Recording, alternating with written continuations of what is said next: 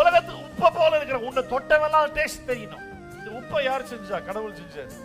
உன்னை யார் படைச்சார்? ஆண்டவர் படைச்சார். உனக்கு என்ன தந்தார்? ரட்சிப்பு தந்தார். உன்னை பாவத்துல காப்பாத்தார், நீதிமானாக்கி இருக்கிறாரு. உங்ககிட்ட பழகுற ஆட்களுக்கு அந்த நீதியின் சாராம்சம் தெரியணும், அந்த பரிசுத்தத்தின் சாராம்சம் உணரணும். உன் சுபாவத்தின் அடிப்படையில, உன் நற்கிரியின் அடிப்படையில உன் வாழ்க்கையை பார்க்கிற மக்கள் இயேசுவை பார்க்கணும். நீ வாழ்ற வாழ்க்கை காரி துப்புற இருக்கக்கூடாது. நீ வாழ்ற வாழ்க்கை கர்த்தருக்கு மகிமையா இருக்கணும்.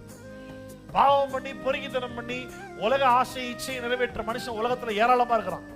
ஏராளமா இருக்கான்றதை விட உலகமே அப்படித்தான் இருக்கு.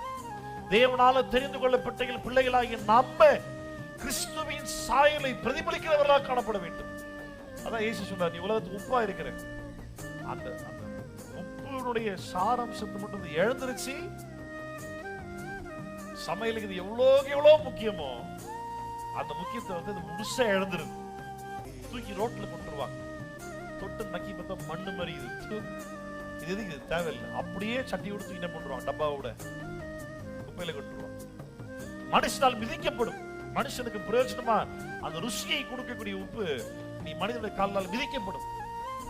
உன்னுடைய வாழ்க்கை கிறிஸ்துவுடைய சாயலா இருக்குமானால், தேவ சாயலை பிரதிபலிக்கிறவனை இருப்ப அப்படின்னா உன் வாழ்க்கையினால மத்த வாழ்க்கை தொடப்படும். ரொம்ப சிம்பிள். உன் நிமித்தமா இன்னும் ஒரு ஆத்தும ரட்சிக்கப்படல அப்படின்னா அதுலயே தெரியும் கிறிஸ்தவ வாழ்க்கை அந்த பௌசியம் இருக்குது.